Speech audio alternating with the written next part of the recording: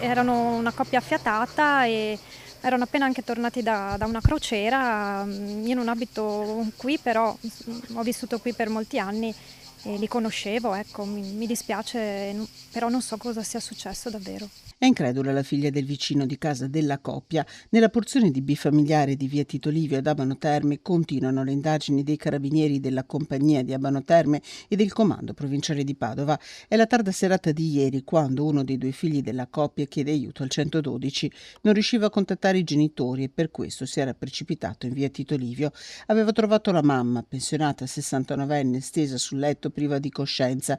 Il padre, 72enne, anche lui pensionato, era in stato confusionale con diverse scoriazioni al viso.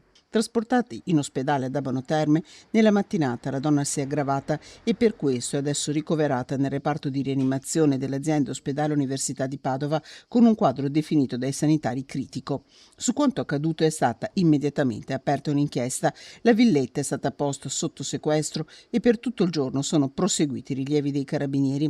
Non si esclude che a causare le ferite sia stato un violento litigio scoppiato tra i due. L'uomo, al momento dell'arrivo dei soccorsi, era in stato di alterazione psicofisica. La donna potrebbe non aver assunto una terapia farmacologica legata a un problema di salute. L'indagine è aperta a 360 gradi. Nel frattempo resta l'incredulità in chi li conosce da sempre come il vicino. Mio padre aveva preso delle gocce per dormire, per essere riposato per l'operazione, purtroppo non ha sentito altre cose, non sapeva neanche di quello che era successo ieri sera, l'abbiamo scoperto stamattina. È sconvolto.